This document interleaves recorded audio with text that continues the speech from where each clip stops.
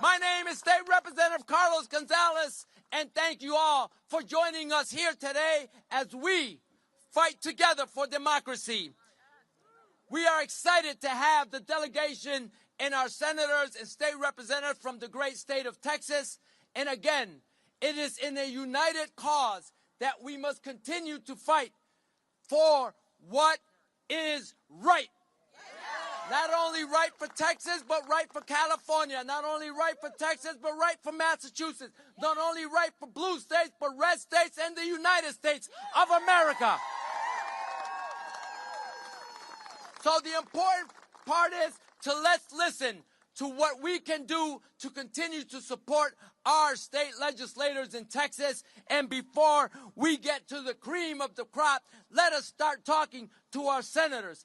First, we will recognize all the unions that are here. AFL-CIO, thank you. AFT, thank you. SEIU, thank you. AFS-CME, thank you. Mass Teachers Association, thank you. International Union of Painters and Allied Trades, thank you. UAW, gracias. So we got good cowboys and bad cowboys. The ones that bad cowboys are back in Texas trying to say we're going to lock you up. But no, in Massachusetts, we're free because we're fighting for democracy. We got a good cowboy in the house, cowgirl in the house, Texas Senator Carol Alvarado.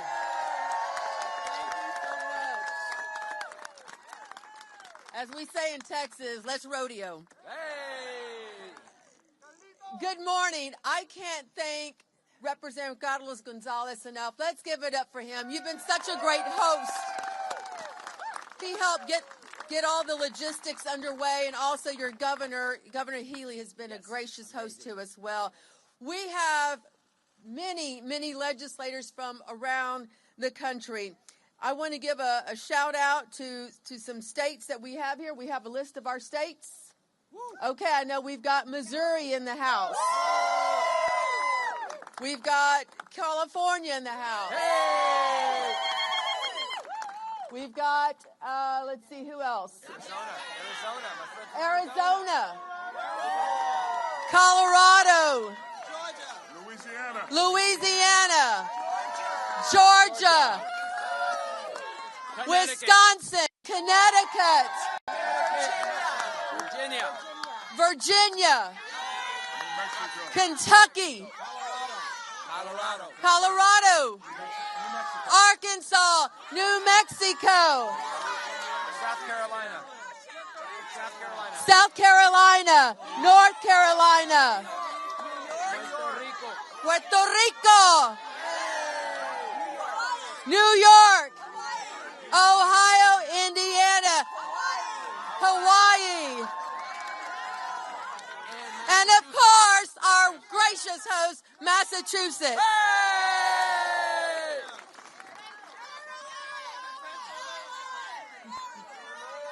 We got Maryland in the house, Pennsylvania in the house, Washington, Illinois, Pennsylvania. You got that? All right, let's bring it home. Good morning.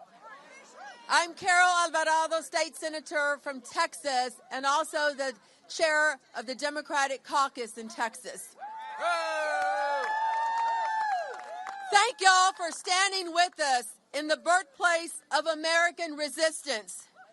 We are gathered here in Boston not by coincidence, but by design.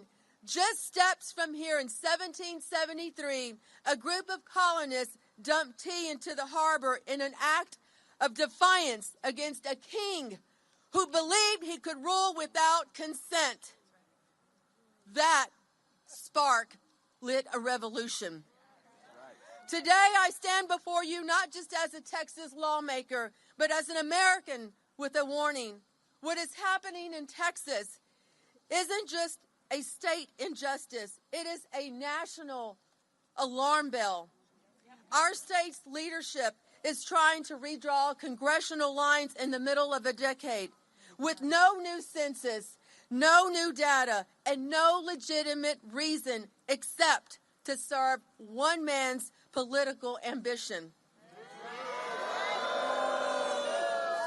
Donald Trump picked up the phone, called our governor, and demanded new maps. And just like that, Texas Republicans sprang into action, not to serve the people, but to serve themselves. Let me be clear. This is not redistricting. As my brother from Houston, Boris Miles, says, this is rig-districting. This is tyranny in real time. We've all heard the term gerrymandering, which was founded here in Massachusetts. This, ladies and gentlemen, is Trump-mandering, and all the Republicans are pandering to the Trump-mandering. And if it can happen in Texas, the second largest state in the country, it will happen elsewhere. This is not a one-off. It's a blueprint. If we do not stop it now, they'll copy and paste it across the country. They are trying to redraw the rules of democracy in the middle of the game, not because they've won, but because they're afraid of losing. That's right. That's right. They're manipulating maps because they cannot manipulate the will of the people. All right, come on, girl. They're suppressing voters instead of earning their trust. And in doing so, they're shredding one of the last threads of faith the public has in our system of government. Y'all, 60 years ago today, the Voting Rights Act was signed into law by a great Texan, President Lyndon Baines Johnson. A landmark of civil rights achievement forged in the fire of protest and sacrifice. It was meant to protect every American citizen's right to vote, no matter their color, their zip code, or their party. But that promise is once again under attack. Instead of honoring the VRA's legacy, Texas Republicans are erasing it, one district, one voter, one community at a time. We came to Boston to remind America, we don't have a king here.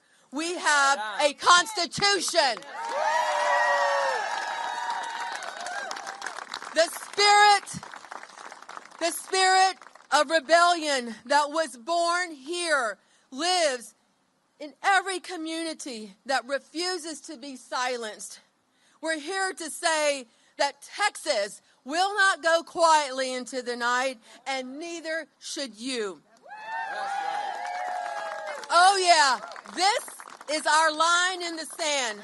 And to those who would trade our democracy for a little more power, hear us now. The people are watching, and we are ready to fight back, because when democracy is under attack, from Texas to anywhere, we show up. We link arms. We push back together. On this 60th anniversary of the Voting Rights Act, let us be as bold as those who marched to Selma, just as unyielding as those who fought for their voices to be heard. We will not go back. No. We will not be silent. No. And we will not give up. No.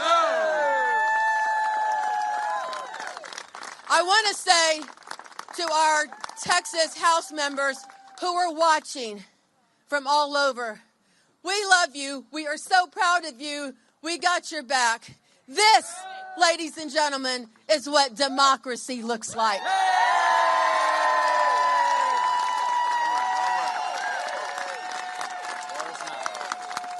And now, please welcome my brother from Houston, Harris County, who's been there fighting on redistricting committee with me, State Senator Boris Miles. Good morning. I'm State Senator Boris Miles from Houston, Texas, and I want to thank each and every one of you, no matter what part of the country you've come from, to join in with us. So give yourselves a big round of applause. And to the great leadership of this state, we want to thank you for hosting us as well. To the great leadership of this state, you've been very, very hospitable, and we understand that you understand the problem and the fight we're going through. So thank you as well. Hey, listen, this mid-decade rigged districting, as I've coined it, rigged districting, is nothing more than a farce. It's just another poll tax, okay? All it is another poll tax, another way to discriminate black and browns from voting in the state of Texas. But I want you to understand something. It's not just Texas. After Texas, it will be your state. After your state, it'll be this entire country. When and where do we stop him? We stop him now. Now. Okay, we stop him now. Because look, people have died for the right to vote for us the right to vote. We have to keep our faith and keep our fight and keep democracy in place. That's the most important thing we have in this country is our democracy. And we shall not stand by and let one man and one governor turn us around. So together, we'll keep our faith, we'll keep our fight, and together we'll win. Thank you. And next, also from the great state of Texas, this is round 2 for him, and he's been standing strong. One of my state representatives, State Representative Armando Walle from Texas.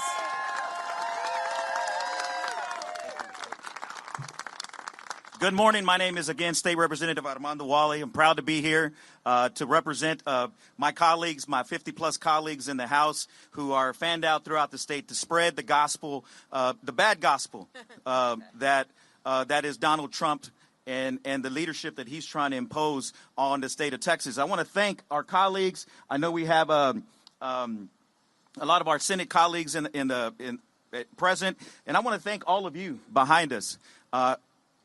This is very heartwarming, gratifying to see the support from members, from colleagues and members of state legislatures from around the country. We thank you. We appreciate you. But the fight must continue. The fight must continue. There's 50-plus Democrats right now that are fanned out, standing up for your right, not just Texas, but standing up for the American people. We all know the criminality in the White House is running rampant. And what we're trying to do is stop that criminality. Because these 5 seats in Texas, these particular 5 seats, 4 of those, majority of those seats are represented by black and brown communities. Okay? It's no coincidence that when the governor picks up, when the president picks up the phone and calls Governor Abbott, he moves swiftly and targeted these 4 to 5 majority minority seats. He's cracking communities and packing communities. So I would just say to you, to the American people, here in the cradle of democracy, of liberty, here in Boston, Massachusetts, the history of this town inspires those of us in Texas. And all of you inspire us in Texas, our House colleagues, to continue this fight. Because there's no price more worthy, more just than to give yourself of your community as public servants to represent the 200,000 people that I represent in Houston. But like the good book says, you can't just talk about the good things you do. You got to do works. That's right. Okay? And so I just want to say thank you. I appreciate the support. I'll send back a message to our colleagues in the House that legislators from around the country have our back. Thank you.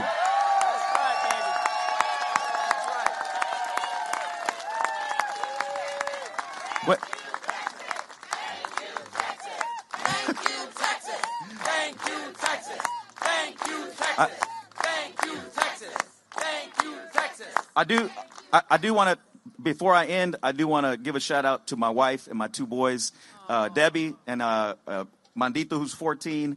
and Joaquin, who's 11. I know they're probably not watching this, but they're at football practice.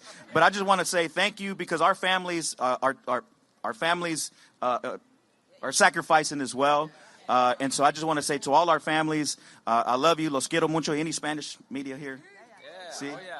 We'll do some Spanish at the end, but I want to end by saying this.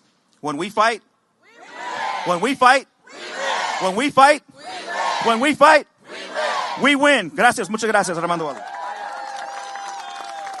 Thank you. And joining us from the state of Missouri, if y'all can make your way over here, my counterpart, the minority leader in the state of Missouri, State Senator Doug Beck.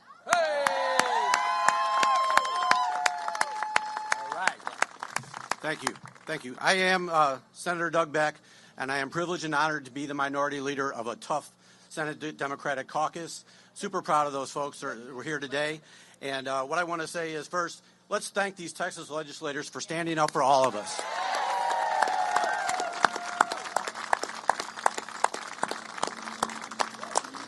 If this fight is lost in Texas, they're coming to Missouri next. Our governor has already said that. He's waiting to see what Texas will do.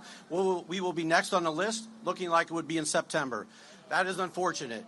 I come from a state, and in Texas is the same way as Missouri in a lot of ways. I remember Republicans in the state not more than a year ago saying, we're not going to let the federal government tell us what to do, right? Isn't that what they said? We're not going to let the federal government tell us what to do. You know what they're doing right now? The President of the United States of America, Donald Trump, has drawn these maps in Washington, D.C., and they've sent them to Texas. They've sent them to Missouri. We know this for a fact. They've drawn the maps, and they're accepting this. And why? Why is this happening? This is the opposite of democracy. Why is this happening? This is very simple. They do not want the Epstein files to be released. They are protecting billionaire and powerful child molesters, rapists, and pedophiles. And maybe the most powerful of all, they're protecting them. They're protecting them. They don't want those released. This is a simple thing. It's not only a grab for power. It's not only a grab for power. Their policies have been horrible. They see their numbers going down. They've been hurting people across the country to give billionaires tax breaks. And now they want to protect them for child molesting. For child molesting. I'm just being honest here, folks. And I can pretty much say that Democrats stand against child molesters. Can I, right? All child molesters, whether they're billionaires, whether they're powerful, whether they're a D or whether they're an R, we stand against child molesters. I can tell you that right now. So we're going to fight in Missouri just like they're doing here in Texas. And thank you so much for letting me be here. And when we fight, we win. When we fight, we win. When we fight, we win. Thank you. All right. Thank you, Leader Beck. And also from Missouri in the other chamber, State Representative Ashley Aune. All right. Good morning. I am State Representative and Missouri Democratic Floor Leader Ashley Aune. I'm from Kansas City, and I am here because I stand firmly with the representatives in Texas and the senators in Texas who had to flee their state. You're right. You're right. Thank you for correcting me. Yes. Who are doing their jobs. What I'm tired of hearing is that Texas Democrats aren't doing their jobs, that they should be fined for not working. The amount of sacrifice that legislators endure to serve their communities, very few people understand. And the amount of pressure, financial pressure, family pressure, community pressure that they are under doing this all over the country to protect their districts, to protect other districts, to protect districts in my state because we are next in Missouri. What Senator Beck is exactly right. I serve with a supermajority of Republicans in Missouri. And for the last several years under President Biden, we heard, we can't listen to the federal government. We can't trust anything coming from the federal government. We're the show me state. All right.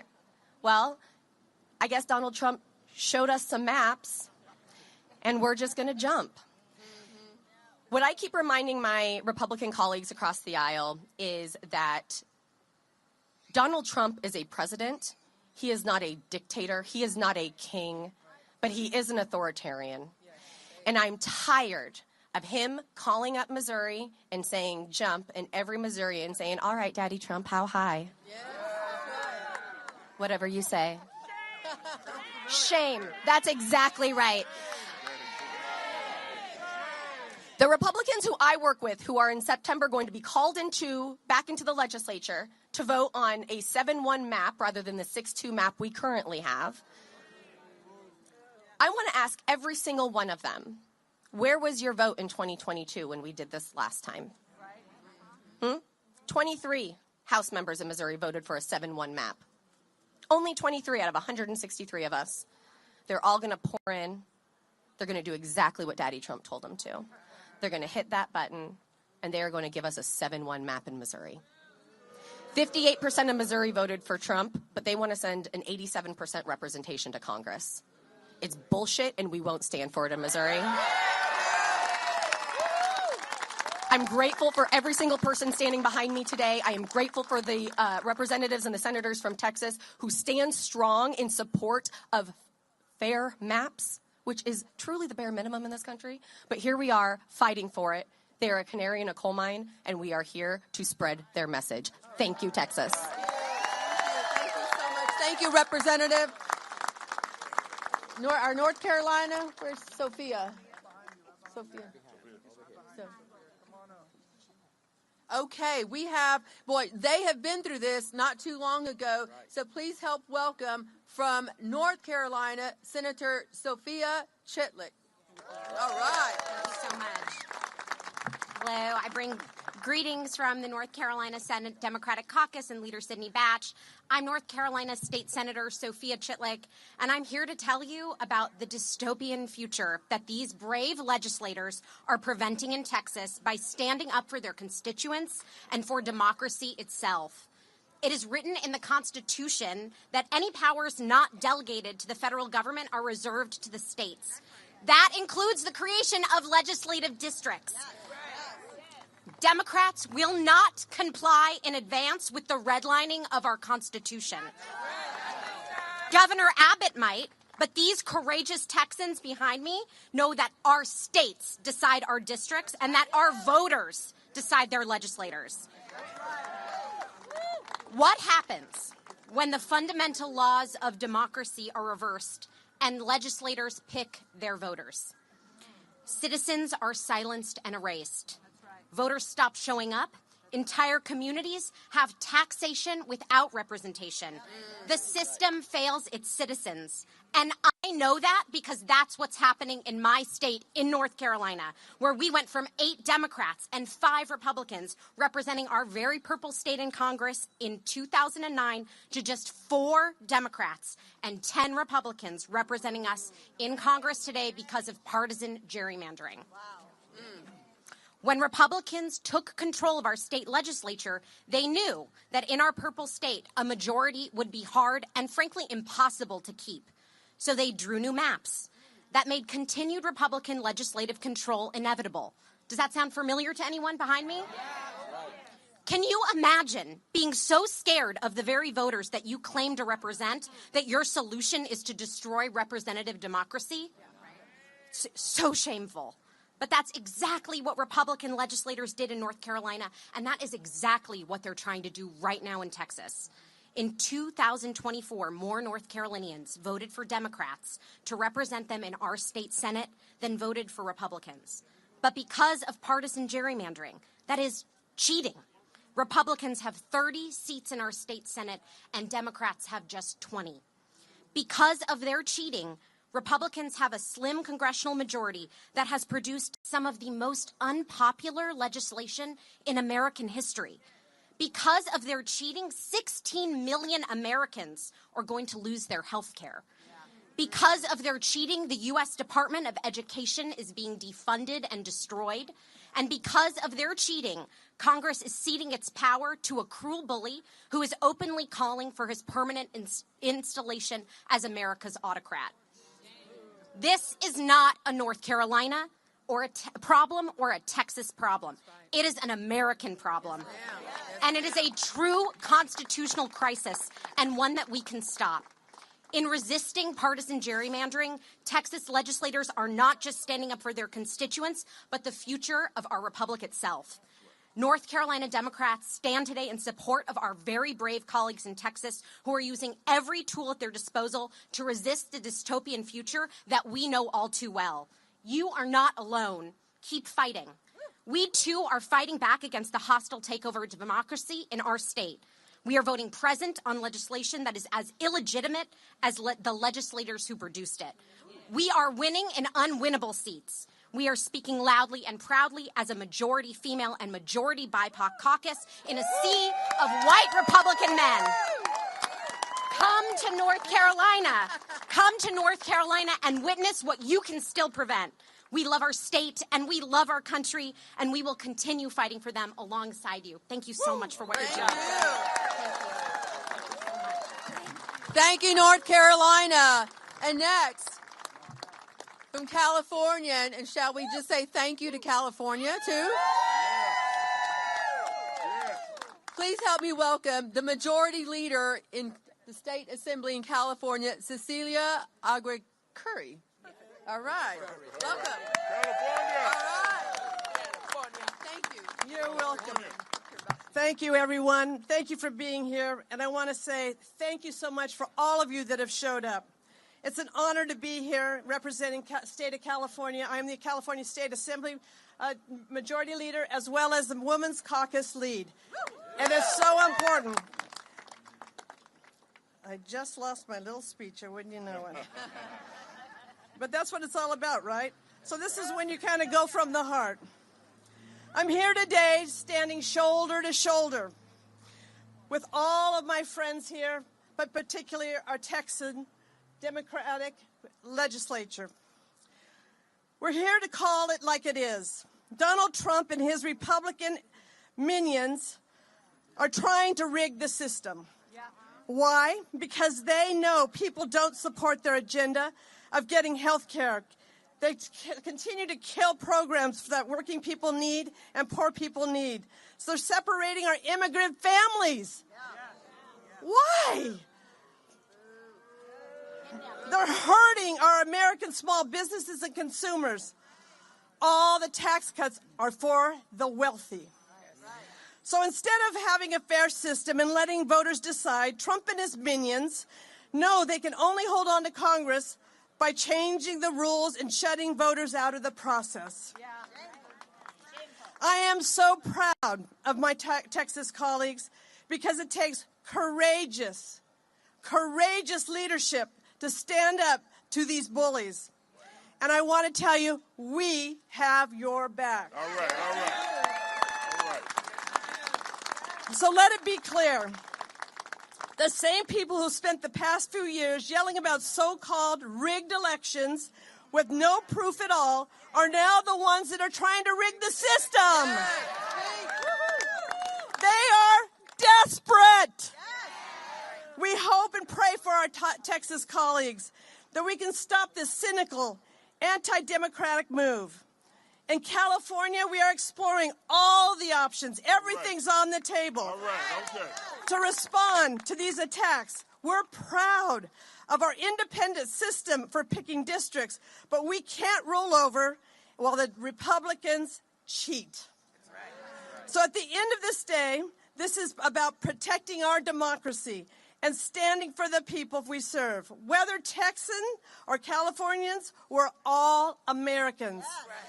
So when we fight, we win. When we fight, we win. When we fight, we win. In California, we thank you in advance. And also, I'd like to bring up State Senator Royce West, who is the veteran of our delegation from Dallas. Thank you very much, Madam Chair. Two things. I want the media to know that this is America. This is America. Whether Trump likes it or not, this is America. and we will fight for our rights. You know, there's some guy by the name of Paul Revere, is that it? And I remember in history, he was traveling around saying the British are coming. Well, we're traveling now and say redistricting is coming. When you begin to look at what's going on in the state of Texas, and this is my third redistricting battle. Now, we learned a lot of lessons from the last ones, not spreading the word around the country. We're spreading the word around the country. We're not fleeing. And some of the narratives and some of the media has been, we have fled. No, we're doing just like Paul Revere did. We're spreading the word and letting you know that redistricting is coming. And so, to the media's out here, hopefully you will change your narrative, have your editors change your narrative to make certain you really put in place what we're doing. And, you know, Trump and his allies are saying this is all about partisan politics. No, it's racial. That's right. Call it like it is, brother. I'm a lawyer, okay? And I'm a trial lawyer. Let me give you some evidence. When you have districts, and I represent the Dallas area, and 2 African-American legislators in the Dallas area, when you have one of the districts that's being packed with African-Americans and all of the economic engines being taken out. Now, some of you may not understand that. The business community in the African-American district right now, downtown Dallas, the healthcare centers, universities, law schools are being taken out of her district, Jasmine Crockett, for some strange reason. Why? Is that partisan politics? Well, let me give you another one, a little bit more evidence. When you have a state senator in Texas who's running for Attorney General of the state of Texas, telling the House Democratic chair to go back to China. That's not being covered on a national basis. When you begin to kind of say what's in a person's mind, you can look at their behavior and what they say. What he said kind of tells you where he is on issues concerning race. Hopefully you will look at that, you will investigate that, and make certain that America knows exactly what's happening in the state of Texas. I'll end by saying exactly what has been said before. When we fight, we win. When we fight, we win. And we will win. Before we close out, because I'm going to bring up our last speaker in just a minute, I want to recognize the other state senators that are with us today who will be, yay, from the trolley, who will be available to answer questions as soon as this is done. But I want to recognize State Senator Nathan Johnson, the Vice Chair of our Democratic Caucus from the city of Dallas. Also, he's got some big plans. He's making some moves.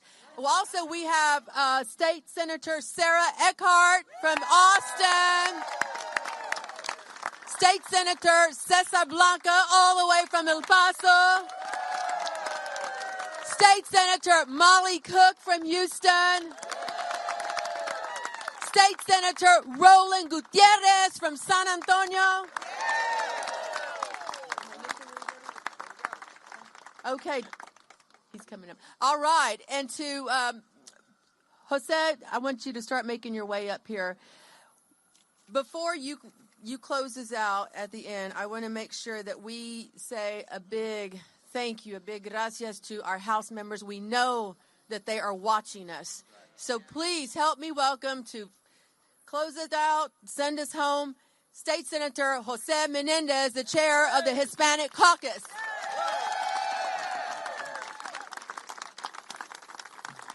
Buenos días a todos. Good morning. My name is Jose Mendez. I'm the state senator from San Antonio, also the chair of the Senate Hispanic Caucus. And folks, here's what I want you, you've heard this, you've heard plenty. You've heard a lot. But I wanted to sort of try to synthesize this into a message.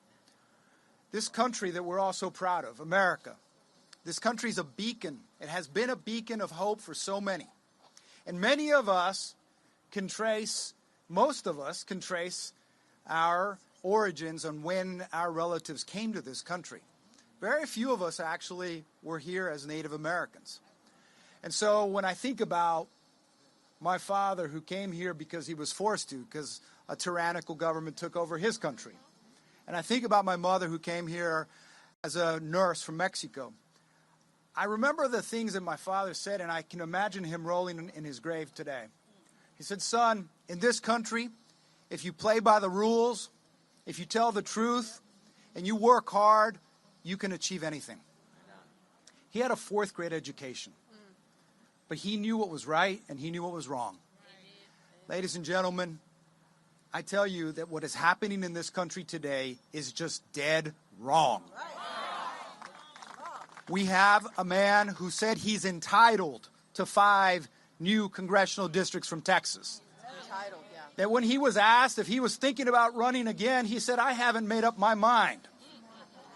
Ladies and gentlemen, this is the United States of America, what once was one of the greatest democracies in the world, where we sent men and women to fight in other countries so that they could have free and fair elections.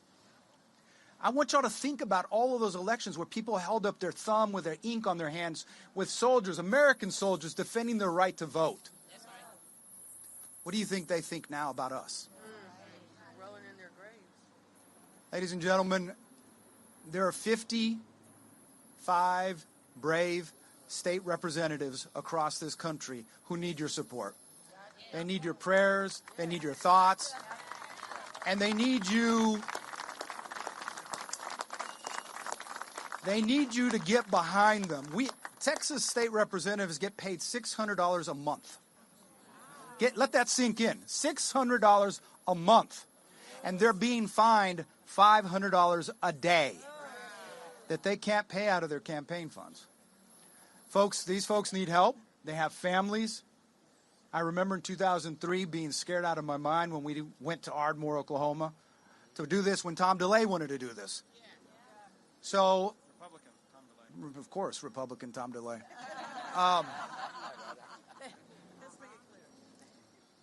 Folks, especially the media, please get this right. No one is running from their duties. People are standing up for the rights of black and brown voters because those are the districts that are getting separated.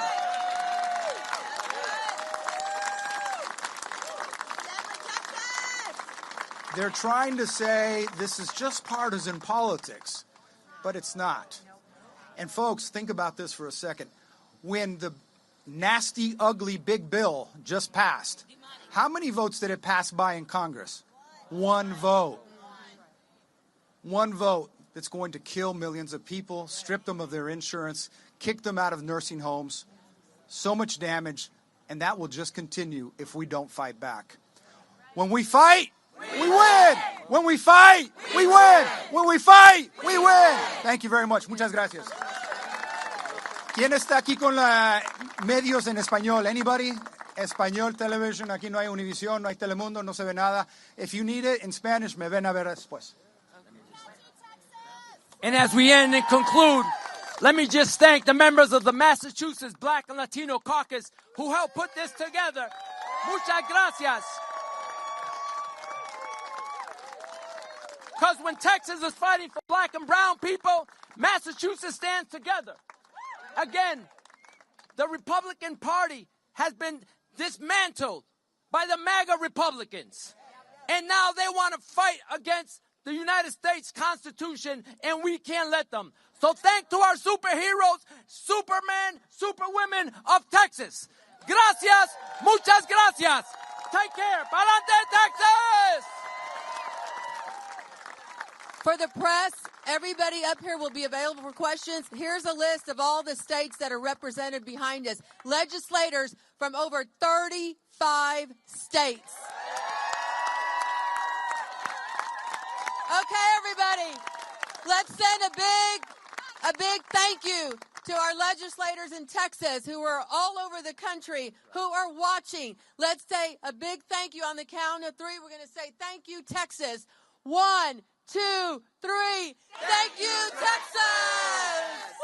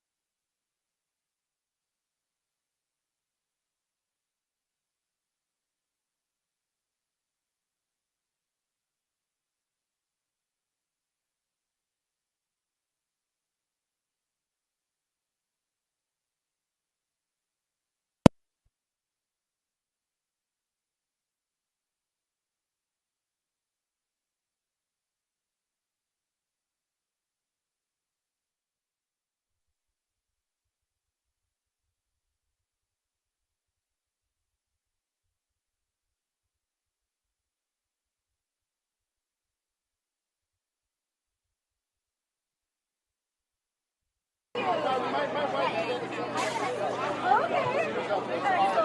support you. Good job. Thank you so much. Don't let the medals do it. I know, right?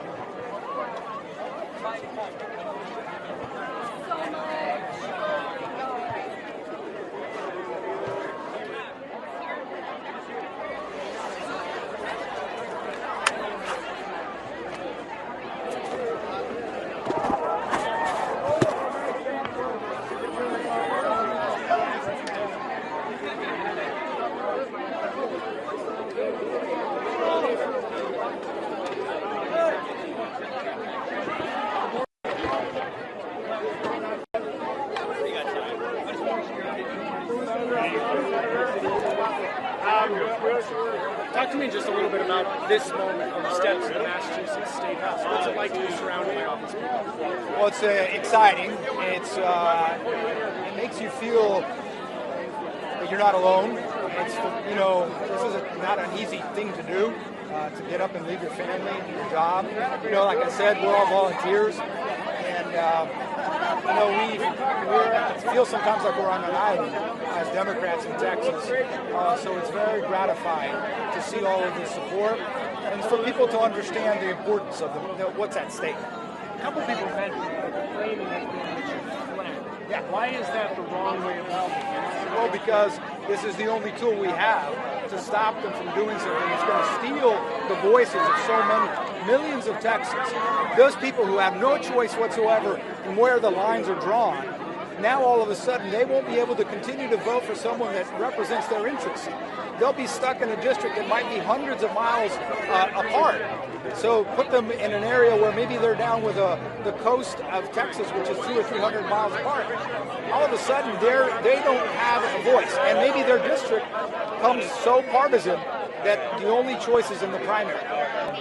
So when that happens, you're stealing people's ability to represent someone who they believe in. Governor Abbott has talked about expelling people. He's talked about arresting people. Is that a concern for you? Are you worried about that? Because Governor Abbott, I think, is saying all the things he thinks are going to be popular with his base. I think people will stand firm in what is constitutional law. I think the courts will possibly have to decide some cases. But at the end of the day, legislators should never be making choices on what's in their personal best political interest when democracy is at stake. If we really truly believe that we are representing millions of people cohesively, it can't be what's in best for me. It feels like eventually you will have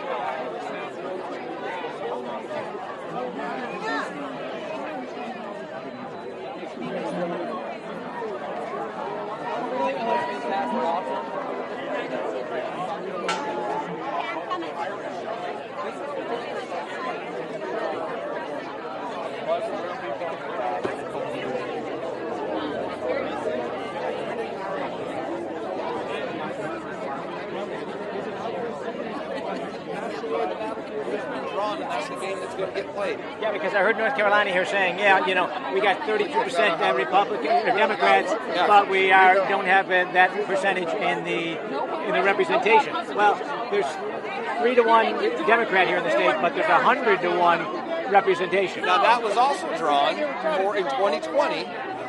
When it's supposed to be. Now, I'm not going to defend gerrymandering. I wish we had a different system in this country. I would love to see a day when we do. But right now, that's where it is. The mid-decennial redistricting, however, breaks all norms. It really does set us up for a system in which every time the party in power screws up and loses touch with the voters, they redraw the maps. And then I got to tell you, just truly, it kind of sucks the fun out of the whole story because every 10 years, whoever's in control draws these ridiculous maps and is heavily partisan weighted against the actual distribution of ideologies in the state. And over the 10 years, it drifts. People develop different opinions. People move. And the whole thing gets interesting and fun and exciting. And, if we're going to redraw them every 2 years, it's no fun anymore, and it's un-American. The spirit's gone. Do you think the average Joe understands this and is moved by any of this? I think they're starting to. I mean, I can tell you if the amount of attention we're getting right now is any indication, average Joe's hearing this, will it last more than a week? right? There's a very short political cycle. Some major things have happened, and a year and a half later, everyone forgets. One of the things we're doing right now nationally is trying to get people to focus on this one thing. This is fundamental. Don't forget. Remember till 2026, and it's up to all of us to make sure that people don't forget. Let this person. Oh, he was delivering it. I was doing the work for him. That's good. That's good. Now you got two guys there. I did.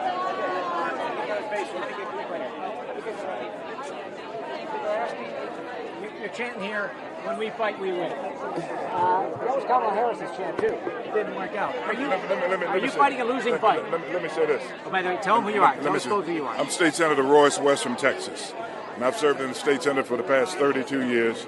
This is the third time that I've gone through this redistricting issue. And the narrative has been spreading that we have fled Texas. Okay, we're not fleeing. And we're in the great city of Boston, Massachusetts, the cradle of the Constitution and so many great documents that run this country. It was Paul Revere. Okay, consider us like Paul Revere. We're not saying the British are coming. We're saying that redistricting is coming. And it's a 12-round fight. Okay? And we recognize it now based on what we've learned in the past. And so we're glad to be able to spread the word in those states that can help offset what Trump is doing. We want them to be able to do that. So again, when I say that we've been in this battle before, we've learned lessons, and in the end, at the end of this fight, we will win. The Constitution will win. The people of the state of Texas, the people of America will win. So you're saying if you lose the redistricting fight, you hope you overall win by other states redistricting the counter. All of us know about heavyweight fights.